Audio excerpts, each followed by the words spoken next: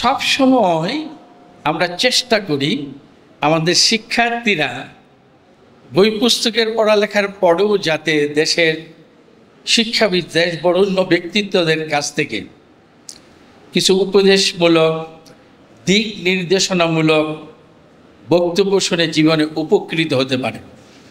সেই কারণে এই প্রতিষ্ঠার পর যদিও আমি রাজনীতি করি, আজ পর্যন্ত একজন রাজনৈতিক ব্যক্তি এখানে অতিথি হয়ে আসতে পারে নাই। সব সময় সম্মানিত শিক্ষকদেরকে নিয়ে আমরা আসি, এই কারণে যে উপকৃত হতে হবে আমার ছাত্রছাত্রীদের, যাদের জন্য এই শিক্ষা প্রতিষ্ঠান। তোমরা নিশ্চয়ই জানো পড়ালেখা কেন করা হয়, পড়ালেখা করার উদ্দেশ্য কি? পড়ালেখা করার উদ্দেশ্য একটা, জ্ঞান অর্জন করা। জ্ঞান অর্জন করার পরে কি এই জ্ঞানকে দুইভাবে কাজে লাগানো যায়। খারাপ পথেও কাজে লাগানো যায়, ভালো পথেও কাজে লাগানো যায়। এখন আমরা এই শিক্ষা প্রতিষ্ঠা করেছি, এখান থেকে যে জ্ঞান তোমরা অর্জন করে যাবে সেই অর্জিত জ্ঞান ভালো কাজে ব্যবহার করে যাতে তোমরা ইহকালীন এবং পরকালীন কল্যাণ লাভ করতে পারো। এটা হচ্ছে আমাদের এই বিদ্যাপীঠের লক্ষ্য এবং উদ্দেশ্য।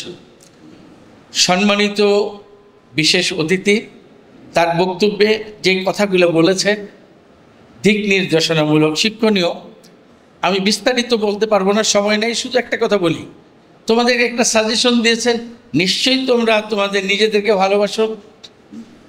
তোমরা বলেছো হ্যাঁ, তাহলে নিজেকে নিজে ভালোবাসলে উনি উপদেশ দিয়েছেন, তাহলে তুমি তোমার ক্ষতি করতে পারো না। অত্যন্ত মূল্যবান গুরুত্বপূর্ণ কথা, যে তাহলে তুমি সেটা করতে পারো না। তাহলে তোমার কল্যাণে তোমাকে ভালো কাজ করতে হবে, তোমার কল্যাণে তোমাকে সমস্ত কাজ করে তোমাকে এগিয়ে নিয়ে যেতে হবে।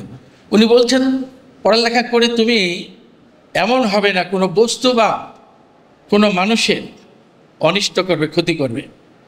এটা কত বড় গুরুত্বপূর্ণ কথা। আজকে আমরা কি দেখি সমাজে, আমরা যারা পড়ালেখা করছি, শিক্ষিত হচ্ছি, জ্ঞান অর্জন করছি, তারাই সবচেয়ে বেশি রাষ্ট্রের ক্ষতি করি, মানুষের ক্ষতি করি, দেশের সম্পদ লুণ্ঠন করি, মানুষের ভাগ্য নিয়ে ছিনিমিনি খেলি, মানুষের অধিকারকে হরণ করি। তো এগুলো তো আমরা শিক্ষিত মানুষগুলো। তাহলে জ্ঞান অর্জন করেছি ঠিক, কিন্তু এই জ্ঞান ভালো পথে ব্যবহার না করে করছি খারাপ পথে। এর সংখ্যা অনেক বেশি। গিয়াসউদ্দিন ইসলামিক মডেল কলেজ এবং স্কুলের ছেলেমেয়েরা অর্জিত জ্ঞান দ্বারা ভালো কাজ করবে, এটা আমরা প্রত্যাশা করি। আজকের সম্মানিত প্রধান আলোচক অত্যন্ত সুন্দরভাবে তোমাদেরকে দিক নির্দেশনার বক্তব্য দিয়েছে। সংক্ষিপ্ত ওই আলোচনা থেকে দুই একটা কথা বলি আমি। তিনি কি বলছেন তোমাদেরকে, তোমরা পড়ালেখা করে জ্ঞান অর্জন করে নিজেকে যোগ্য করে যোগ্যতম স্থানে নিজেকে আগে যেতে হবে, তারপর দেশের কল্যাণে মানুষের কল্যাণে তুমি কাজ করতে পারবে। তাহলে তোমাকে জ্ঞান অর্জন করে যোগ্যতা অর্জন করতে হবে। এরপরে কি বলছেন, যে তুমি সৎ মানুষ হতে হবে। তুমি অর্থ সম্পদ লুণ্ঠন করবে, চুরি করবে, ঘুষ খাবে, দুর্নীতি করবে, এরকম শিক্ষিত মানুষ সমাজ তো চায় না, দেশ তো চায় না, তোমার পরিবারও চায় না। এখন তুমি ছাত্র জীবনে তুমি নিজেও চাও না, কিন্তু এক সময় দেখা যায় কর্মজীবনে গিয়ে এই চিন্তা ভাবনা পরিহার করে শুধু ব্যক্তি আমি আমার আর আমার স্বার্থের জন্য, উনি বলছেন প্রভাব প্রতিপত্তি খাটিয়ে মানুষকে কন্ট্রোল করতে চায়, আবার ভালোবাসা দিয়ে। কোনটা উত্তম? উত্তম তো ভালোবাসা দিয়ে মানুষের মন জয় করে যদি তুমি আমি কাজ করতে পারি। তাহলে এই যে উপদেশমূলক কথাগুলা তোমরা শুনলে, এটাকে তো নিজের জীবনে বাস্তবায়ন করতে হবে, কাজে লাগাতে হবে। তাহলে আজকের এই সময় ব্যয় করা, সম্মানিত অতিথিবৃন্দ সময় ব্যয় করে এখানে এসছেন, অত্যন্ত গুরুত্বপূর্ণ বক্তব্য দিয়েছেন, সেগুলো কাজে লাগবে। আমি আর এই বিষয়ে যাব না, তোমাদেরকে একটা বিষয়ে বলে আমি শেষ করতে চাই। এটা হলো এই, তোমরা আমরা পড়ালেখা করি, আমরা সবাই কিন্তু ভাবি আমাদের অভিভাবক টাকা পয়সা দেন, আমরা পড়ালেখা করি। আর এর অবদান আমাদের অভিভাবকের, আর আমরা যারা পড়ালেখা করছি কষ্ট করে আমাদের। আসলে কি তাই না? একটু পিছনের দিকে ফিরে তাকাই। প্রাইমারি স্কুলে যখন পড়তে গেলাম তখন ফ্রি পড়লাম, এরপরে আবার এখনকার যুগে বই পুস্তক ফ্রি দেওয়া হয়, স্কুল বানিয়ে দেওয়া হয়, শিক্ষকের বেতন দেওয়া হয়, সব কিছু দেওয়া হয়, আমরা পড়ালেখা করে আসি। তাহলে এই যে প্রাইমারি স্কুল পরিচালনা করা হচ্ছে, বই পুস্তক ছাপা হচ্ছে, শিক্ষকের বেতন দেওয়া হচ্ছে, কোত্থেকে আসছে? এটা আসছে রাষ্ট্রীয় কোষাগার থেকে। রাষ্ট্রীয় কোষাগারের অর্থ যোগান দেয় কে? এটা যোগান দেয় এদেশের জনগণ। এদেশের জনগণের মধ্যে কারা সেটাও একটু শিক্ষিত মানুষকে উপলব্ধি করতে হবে। এমনিই তো গরিব দেশ, সারাদিন ভিক্ষাবৃত্তি করে একটা ভিক্ষুক যখন অর্থ উপার্জন করে কিছু নিত্য প্রয়োজনীয় জিনিস যখন সে কিনতে যায়, সে যখন কিনে ওই নিত্য প্রয়োজনীয় জিনিসের মধ্যে ইনডাইরেক্ট ট্যাক্স সেখানে সম্পৃক্ত যুক্ত। ওই টাকা দিয়ে তোমার আমার পড়ালেখা হয়। বিশ্ববিদ্যালয়ে পড়ালেখা করতে গেলাম, এসমিলা থাকলাম, 15 টাকা দিয়ে ডাইনিং হলে খেতে যাই 1 টাকা, 1 টাকা চেরানা দিয়ে খাই। আর ভর্তুকি দেয় কে? ভর্তুকি দেয় সরকার। টাকা আসে কোত্থেকে? জনগণের থেকে। তো সেখানে ভিক্ষুকের টাকা আছে।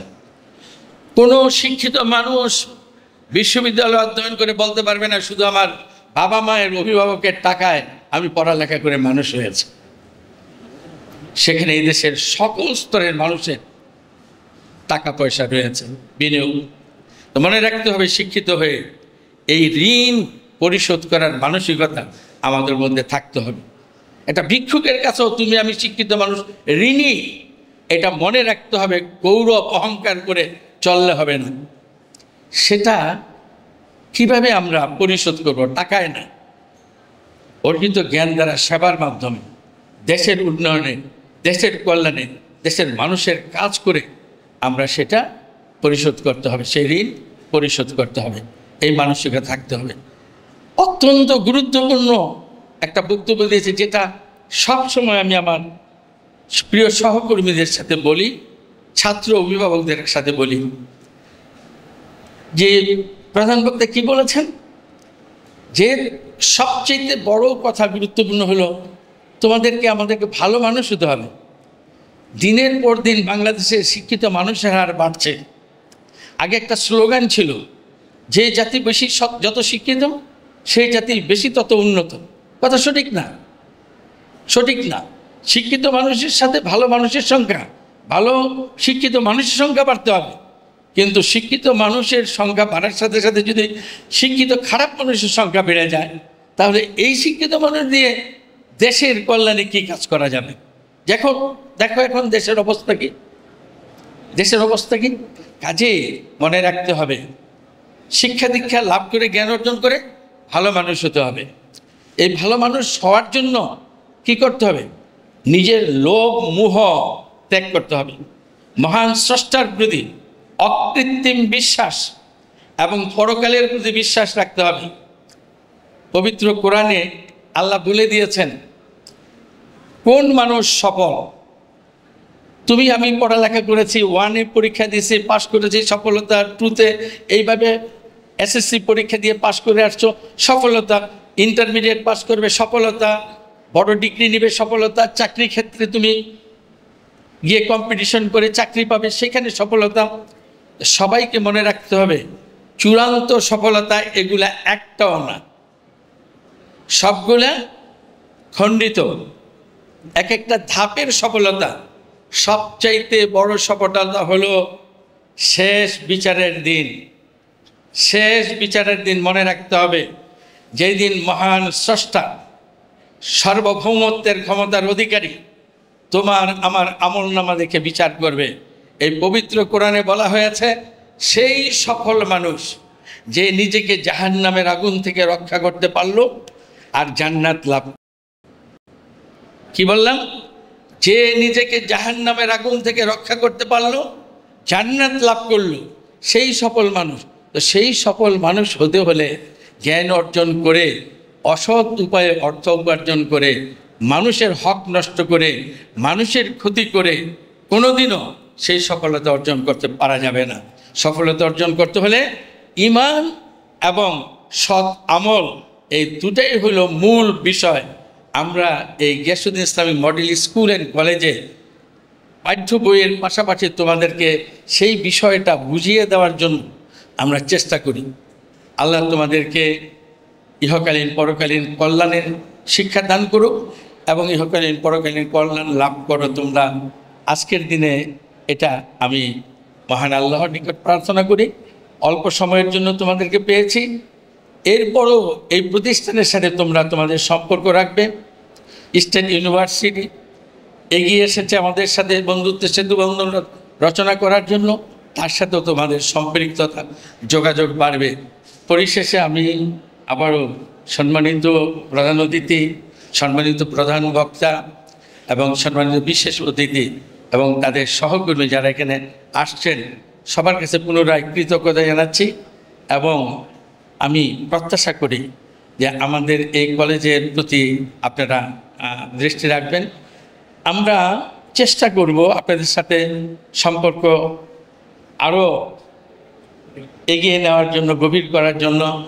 আর প্রধান বক্তা যিনি আসছেন, আমি বললাম তো যে আজকে দেখা আজকে কথা, কিন্তু এত আপনজন আমি মনে করি যে আমি তার কাছে একটু কথা চেয়েই রাখি সবার সামনে থেকে।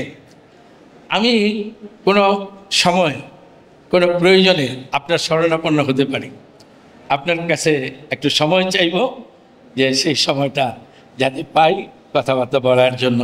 অনেক ধন্যবাদ সবাইকে। আবার সবার প্রতি কৃতজ্ঞতা মহান আল্লাহর নিকট কামনা করছি এই প্রতিষ্ঠানকে এগিয়ে নিয়ে যাওয়ার তৌফিক দান করুক, লক্ষ্য অর্জনে আল্লাহ আমাদেরকে সাহায্য করুন। সবাইকে ধন্যবাদ।